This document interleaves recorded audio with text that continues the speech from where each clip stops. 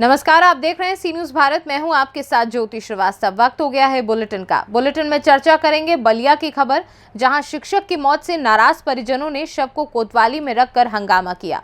आगे बात करेंगे हरदोई के नगला की, जहां रात्रि कीर्तन एवं जागरण का आयोजन किया गया। और आगे जानेंगे कहां पर पुल के नीचे मिला अज्ञात शव। इन तमाम खबरों पर विस्तार से करेंगे चर्चा। तो आइए शुरू करते हैं खबरों का सिलसिला। खबर बलिया से, जहां शिक्षक की मौत से नाराज परिजनों ने शव को कोतवाली में रखकर हंगामा किया। दरअसल सोहाव के कंपोजिट विद्यालय बड़ोरा के तैनात प्रभारी प्रधानाध्यापक नीरज कुमार सिंह उर्फ बंटी के असामयिक मृत्यु होने से एफआईआर दर्ज करवाने को लेकर परिजनों ने कोतवाली में जमकर हंगामा किया। दरअसल मृतक नीरज कुमार सिंह उर्फ बंटी का संपत्ति को लेकर पारिवारिक विवाद चल रहा था, जिसमें दूसरे पक्ष रीना सिंह की तरफ से हुए एफआईआर में नीरज सिंह को जेल की हवा खानी पड़ी थी।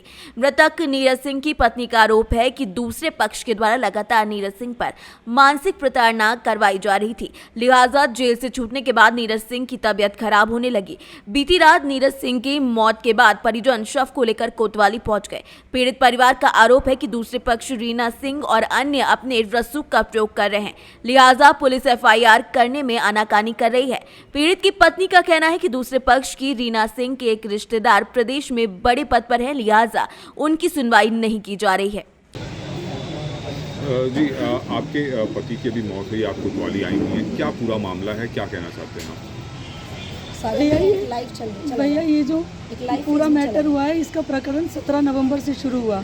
मेरे पति एक सामाजिक छवि थे, बंटी सिंह, और जो कि सिर्फ समाज में अपने लिए गरीबी से उठ के अपनी इज्जत कमाई थी, और जो कि इनकी बड़ी माँ थी और इनके चचेरे चाचा विश्वनाथ सिंह और रीना सिंह, ज्ञानपीठ का स्कूल की मालकिन।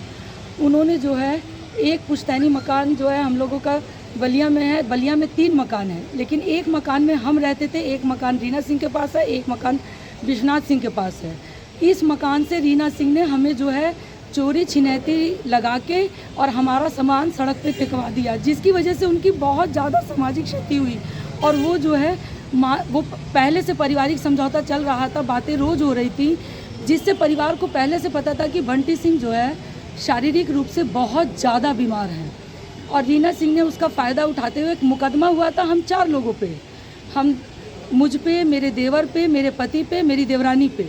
और लेकिन पुलिस बिना किसी धारा के, बिना कोई जानकारी के उन्हीं को उठा के ले गए, और उनको जो है इतना प्रताड़ित किया गया। और उसके बाद जो है बेइज्जती इतनी उनकी हुई, उन पे धारा रिकवरी, जब लोगों का प्रेशर बनने लगा तो रिकवरी वगैरह दिखा के, और वो इतना डिप्रेशन में चले गए कि आज उनकी मौत हो गई। और भैया कहना चाहते हैं, हमें बस न्याय चाहिए कि ये मेरा मुद्दा नहीं है, ये समाज का मुद्दा है कि जिसके घर में 4 बेटे हैं और अगर एक बेटा कमज़ोर हो गया तो क्या बाकी पैसे वाले भाई उसको सड़क पे उठा के फेंक देंगे। चाहती हूँ कि मेरे चचिया ससुर और मेरी चचिया सास पे इरादतन हत्या का केस दर्ज हो। पुलिस ने आश्वासन दिया है? एफआईआर नहीं, अभी हमको किसी ने कोई आश्वासन नहीं दिया है। एफआईआर दर्ज नहीं हुई? अभी मेरी कोई दर्ज नहीं हुई है, ना मेरी कोई बात सुनवाई हुई है। बस मैं अपना लिख के एप्लीकेशन दी जा रही हूँ। अभी हमको पहले एप्लीकेशन में बोला गया कि आपकी एप्लीकेशन पे कोई धारा नहीं बन रही। तो आपके पति की डेड बॉडी कहाँ है? मतलब एम्बुलेंस में है। कहाँ पे लेके आए? यहीं कैंपस में है कोतवाली के? जी, ठीक है। तो आप मुझसे पीएम की रिपोर्ट के लिए कहा गया, मैंने बोला कि जो आपकी ज़रूरत है आप वो करवाइए, बस हमको न्याय चाहिए। मेरा नाम सोनिया सिंह है और मैं बनकट्टा मोहल्ले हॉस्पिटल सदर अस्पताल पे रहती हूँ। विगत 10 सालों पहले मेरी शादी हुई थी यतेंद्र भूषण सिंह, जो कि 3 भाई हैं, और उनके पिता का नाम श्री प्रकाश सिंह है। मेरे पति जो हैं, इनका पैतृक जो घर है वो रेवती में है, और मेरे ससुर जी 6 भाई थे। 6 भाइयों में बलिया में हमारे 3 मकान हैं, बनारस में 1 मकान है। प्रॉपर्टी बहुत बड़ी है और 6 लोगों के बीच में वितरित है। कभी भी किसी का कागजी कार्रवाई पे कोई बंटवारा नहीं हुआ था। इन लोगों ने, जिसको आपसी समझौते से परिवार आज भी एकजुट है और एक साथ काम चलता था। समस्या ये हुई कि 3-4 साल पहले रीना सिंह मैडम अकेले, जो कि 1/6 की हकदार हैं, 1/6 की हकदार हैं, उन्होंने 3 मकानों पे कब्जा कर रखा है अपने रसूखदार रिश्तेदारों के बलबूते और खुद। ये बताइए कि समाज में गरीब इंसान, मेहनत करने वाला इंसान, क्या उसके लिए ईमानदारी से जीने के लिए कोई रास्ता नहीं है? ये राम राज्य चल रहा है। माननीय योगी आदित्यनाथ जी से ये मेरा आह्वान है कि वो स्वयं उतर के बलिया आए और आकर के इसकी फॉरेंसिक जांच कराएं। पहले तो पूरी प्रॉपर्टी की फॉरेंसिक जांच हो, क्योंकि हम एकदम ईमानदारी से हम सत्य हैं, हमारे अंदर कोई कमी नहीं है, हमने कभी कहीं कोई बेईमानी नहीं की है। हमारे चचिया सास और हमारी चचिया ससुर ने सारी बेईमानी करके सारी प्रॉपर्टी रख ली है। अब एक मकान जिस पे हम रहते हैं उस पे से हमें निकालने के लिए, और ये आकर के आप देखिए कि रीना सिंह ने एक मकान कब्जा करके स्कूल चलाती हैं 93 से ही, एक मकान पे वो बनारस में कब्जा करके अपना किराया पे चलाती हैं, तीसरे मकान पे उन्होंने 2008 से अपने पति को इतना प्रताड़ित किया कि उनके पति ने आत्महत्या कर ली। आत्महत्या करने जाने से पहले उन्होंने अपने दोनों बेटे, इसी बेटे को जिसको वो अपने बेटे की तरह उन्होंने गोद लिया था कहते थे, उस बेटे को बैठा करके सारी अपनी घटना सुना करके वो जाकर के आत्महत्या उन्होंने कर ली। रीना सिंह कैसी महिला है इसका समाज चरित्र चित्रण करता है, मुझे आपको बताने की आवश्यकता नहीं है। मैं भी एक नारी हूँ, आज मैं किसी पे उंगली उठाऊंगी तो मुझ पे भी कल उठेगी और आप ही समाज है जो मुझे कहेंगे। लेकिन आज मुझसे हाथ जोड़ के ये विनम्र निवेदन है कि समाज निकल के आए अपने घरों से। इन भाइयों से मेरी ये विनती है कि आप निकल के नहीं आएंगे तो फिर इस बहन की लड़ाई कौन लड़ेगा। तो इनके साथ क्या हुआ था जी? इनको फर्जी FIR रीना सिंह ने 2.5 साल पहले आपसी समझौता हुआ उसी घर में बैठ करके, उन्होंने इसी लड़के को बुला करके, इसी बेटे बंटी सिंह को, नीरज सिंह को उर्फ बुला करके घर की चाबी दी, कहा कि ठीक है चलो बनारस का मकान हम मेरे नाम कर दो और बलिया का मकान हम तुम्हारे नाम, अपना हिस्सा 1/6 करते हैं।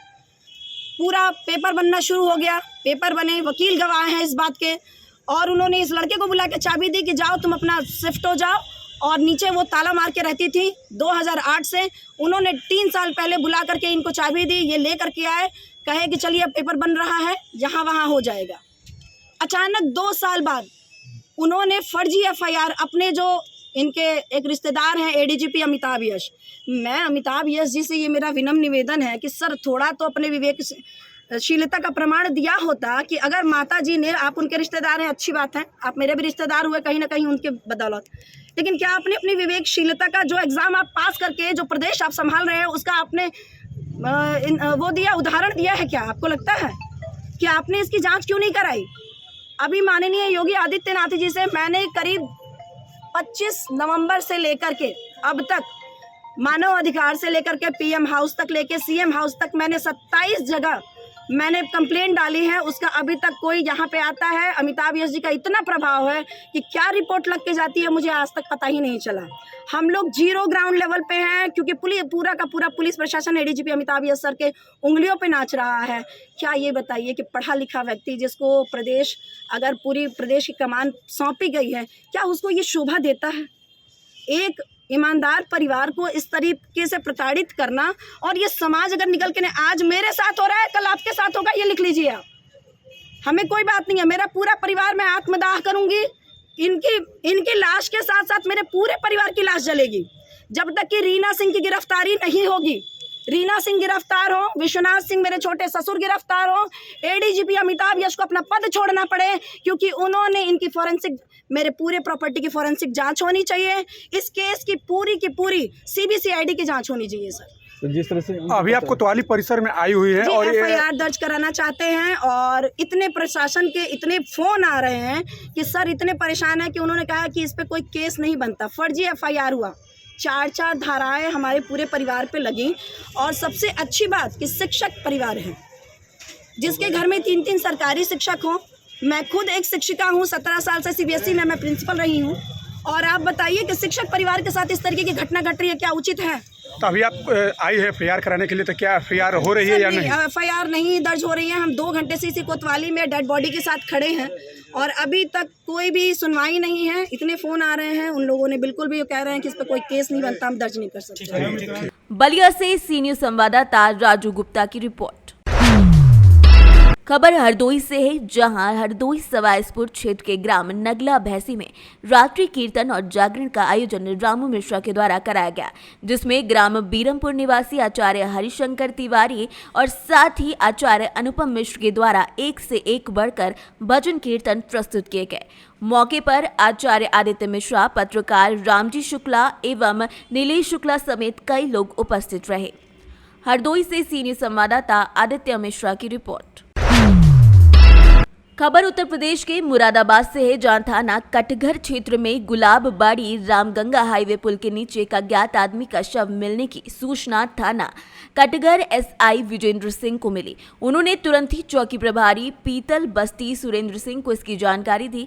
पीतल बस्ती प्रभारी सुरेंद्र अपनी टीम को लेकर रामगंगा नदी पुल के नीचे पहुंचे और देखा कि जो शव रामगंगा नदी में पड़ा हुआ है। उसके बाद चौकी इंचार्ज पीतल बस्ती सुरेंद्र सिंह अपनी टीम के साथ डियर पार्क रामगंगा के दूसरे रास्ते से पहुंचे और शव को बाहर निकाला। शव के पास से एक मोबाइल और पासपोर्ट 500 रुपए बरामद हुए हैं, जिसके बाद उसकी सूचना चौकी इंचार्ज पीतल बस्ती सुरेंद्र सिंह ने अपने आला अधिकारियों को दी। सीओ कटघर शैलजा मिश्रा अपनी टीम के साथ घटनास्थल पर पहुंचे और मृतक की शिनाख्त करने की कोशिश की, तो सीओ कटघर शैलजा मिश्रा के हाथ मृतक का पासपोर्ट मिला, जिसमें मृतक का नाम अभिषेक कुमार और पिता का नाम सरण बिहार निवासी दादूपुर पटना एड्रेस पड़ा हुआ था। उसके बाद तुरंत ही सीओ कटघर शैलजा मिश्रा द्वारा बिहार अधिकारियों से संपर्क करने की कोशिश की गई, मगर अभी तक उनके द्वारा परिजनों से संपर्क नहीं हो पाया, जिसके बाद सीओ ने तुरंत ही फॉरेंसिक टीम को मौके पर बुलवाया और मृत्यु का कारण जानने की कोशिश की, लेकिन अभी तक कारण भी पता नहीं चल पाया है। जी चाचा, क्या नाम है आपका? क्या नाम? वाले मारने वाले आए थे, उन्होंने देखा था बॉडी को, जब चाल डाला उन्होंने तो बॉडी दी थी। कौन सी जगह है ये? लाया था ये सामने पुलिस की तक डंडी कर ली है, वहाँ पर बॉडी थी। कब से बॉडी पड़ी हुई थी? अब ये नहीं पता साहब कब से थी, आज ही देखी उन्होंने। तो बॉडी कैसे निकली उसमें से? उसमें कपड़े पहने हुए था वो। अच्छा, तो और किस कुछ नहीं था, खाली कपड़े। किसने निकाली बॉडी? बॉडी सर फेंक के नहीं लाया था। गंगा जी में से तुम निकाल कर लाए? जी हाँ, नहीं, पुलिस निकाल कर लाई थी। पुलिस निकाल के लाई थी, बोले से मुझे भेजा था, मैं लेते चल के लाया। पुलिस नहीं गई पानी के अंदर? नहीं, क्यों? अपने वर्दी पहने हुए थे सर वो। वर्दी पहने हुए थे इसलिए नहीं गए? जी तुम सरकारी नौकर हो क्या? नहीं साहब, सरकारी तो नहीं। अब मैं पानी दे दिया था, मैं पहुँच गया था। कहाँ रहते हो आप? यहीं रहते हो? अच्छा, तो बॉडी के अंदर तुमने क्या क्या देखा? बॉडी के अंदर वो मोबाइल निकला था साहब, और कुछ नहीं। और कुछ नहीं निकला? और कुछ कागज वागज कुछ नहीं। मुरादाबाद से सीनियर संवाददाता दिलशाद अंसारी की रिपोर्ट। खबर मध्य प्रदेश के रतलाम से है, जहां 20 फरवरी की मध्य रात्रि को 4 लेन हाईवे पर वाहन चेकिंग के दौरान पुलिस वाहन को टक्कर मारने वाले और टोल प्लाजा का बैरिकेड तोड़ने वाले संदिग्ध आरोपियों को गिरफ्तार करने में सफलता हाथ लगी है, जहां 3 पिकअप वाहनों सहित 4 संदिग्ध गिरफ्तार किए गए हैं। पूरा मामला गौवंश की तस्करी और पशु क्रूरता से जुड़ा हुआ है, जहां मुखबिर की सूचना पर 4 लेन हाईवे पर वाहनों की चेकिंग के लिए बैरिकेड्स लगाकर मैबल थाना प्रभारी मौजूद थे और वाहनों को चेक कर रहे थे। तभी कुछ वाहनों को चेकिंग के लिए रोका जा रहा था, तभी पिकअप वाहनों ने बैरिकेड्स तोड़कर पुलिस के वाहन को क्षतिग्रस्त कर दिया और भाग निकले। 4 लेन पर टोल प्लाजा का भी बैरिकेड्स तोड़कर वो आगे निकल गए।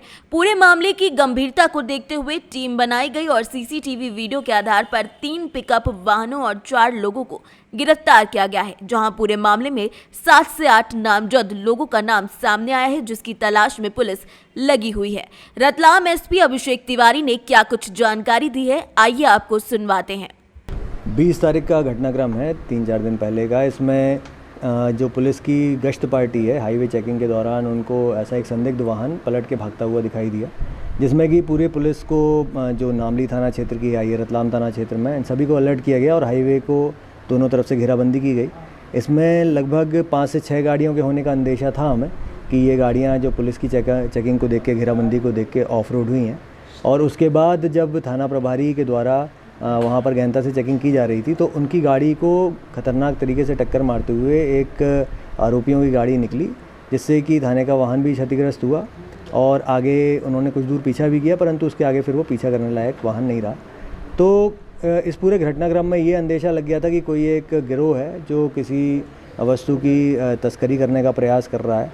संभवतः ये गौवंश से रिलेटेड हो सकते हैं। और आगे भी जाके उनके द्वारा जो टोल नाके में भी बैरियर को धक्का दे के गाड़ी से खोल दिया गया और वहाँ से कुछ वाहन निकल के गए और कुछ वाहन कुछ माइनर रोड से चले गए। मुखबिर की सूचना के आधार पर और क्योंकि गंभीर घटनाक्रम था, तो तत्काल उसी दिन पुलिस की 3 से 4 टीम्स लगा दी गई थी और आज दिनांक तक इसमें 4 आरोपियों को गिरफ्तार किया जा चुका है। उस घटना में सम्मिलित 3 वाहन भी अभी तक हमारे जब्ती में आ चुके हैं। इसमें 2 और वाहनों के होने का हमारे पास प्रमाणित हुआ है, पूछताछ में भी ये तथ्य सामने आए हैं। उन वाहनों को भी शीघ्र ही जब्त कर लिया जाएगा। साथ में कुछ 7 से 8 नामजद आरोपियों के नाम ऐसे सामने आए हैं जो अभी भागे हुए हैं, उनको भी गिरफ्तार करने के लिए टीम्स रवाना है। ये पूरा प्रकरण जो गौवंश या फिर जो पशु क्रूरता से रिलेटेड प्रकरणों की श्रेणी में आ रहा है। पशुओं की तस्करी के दौरान ही इन आरोपियों ने यह घटना को अंजाम दिया है।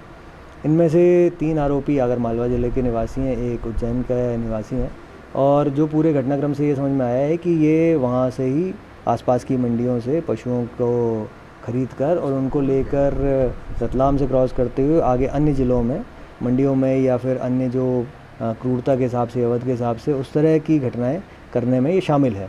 इनका पुराना रिकॉर्ड देखने से भी पता चल रहा है कि पहले भी ये कई इस तरह की घटनाओं में गिरफ्तार किए गए। रतलाम से सी न्यूज़ संवाददाता हुसैन खान की रिपोर्ट। खबर रोहतास से है, जहां NH2 पर शिवसागर में अनियंत्रित पिकअप की टक्कर से एक बाइक सवार शिक्षिका की मौत हो गई।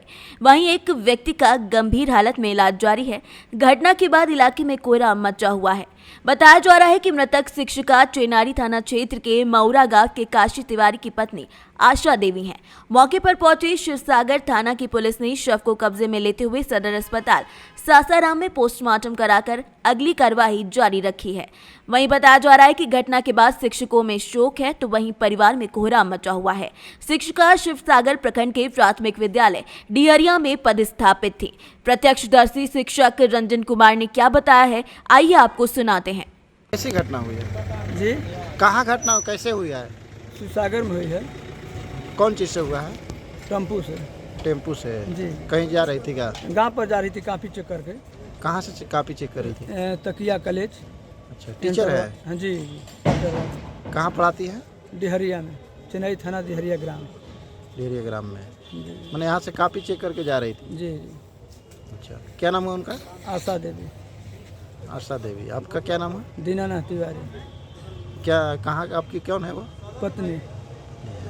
सर घटना हम लोग ऑलरेडी हम लोग शिक्षक हैं। हम लोग क्या है कि शंकर जो हाई स्कूल है तकिया में हम लोग आज योगदान करने आए हुए थे। योगदान करके हम लोग जा रहे थे। हम लोग जस्ट शिवसागर के पास पहुंचे थे कि जो गाड़ी जो दुर्घटना हुई है, मेरे एक स्टाफ थे, उन पर मैडम जी बैठी हुई थी। जो एक ओवर ट्रैक करने के चक्कर में पिकअप जो है गाड़ी में टक्कर मार दी। अच्छा। जिसके दौरान वो जिसके चलते वो गिर पड़ी या माने कि चोट जहाँ भी लगा हो, हम लोग हॉस्पिटल लेकर गए, लेकिन वहाँ जो डॉक्टर हैं बोले कि ना ये माने कि नहीं रहे हैं। मैंने स्पॉट डेट ही ऐसा हो गया? हाँ, जो भी हो। शिवसागर में, खास शिवसागर की अगल बगल है? ना सर, जस्ट शिवसागर में ही, दम शिवसागर में जो जो चिनारी जा रही है रास्ता, उससे जस्ट 10 कदम मानने के पहले वहीं की बात है। इलाज हुआ, ले जाते वहाँ हम लोग माने कि ऑटो में करके ले गए हॉस्पिटल में। और डॉक्टर देख करके बोले कि ना ये इनका माने कि ना हार्ट चल रहा है, ना माने कि नस चल रहा है, ये माने कि डेथ कर गई हैं। क्या नाम है उनका? उनका नाम आशा देवी है सर। जी। कहाँ के रहने वाले हैं? वो उनका गांव माने मऊरा है। वो प्राथमिक विद्यालय डिहरिया में पदस्थापित थी। जी। आप क्या है? मैं हम भी उनके साथ के हम भी स्टाफे हैं सर। क्या नाम है आपका? मेरा नाम रंजन प्रकाश हुआ।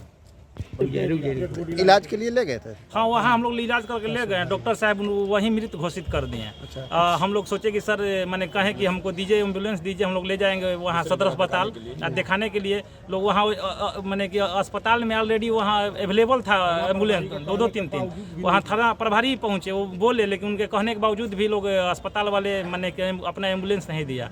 हम लोग मैंने प्राइवेट किसी तरह से गाड़ी कर हम लोग सासाराम लेकर आए हुए हैं। वहाँ से मैंने रेफर किया लोग कि ना रेफर ना, वो तो मृत घोषित कर दिया।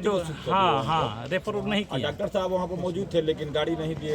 रोहतास से सी न्यूज़ संवाददाता पंकज कुमार की रिपोर्ट। फिलहाल इस बुलेटिन में बस इतना ही। आप देखते रहिए सी न्यूज़ भारत।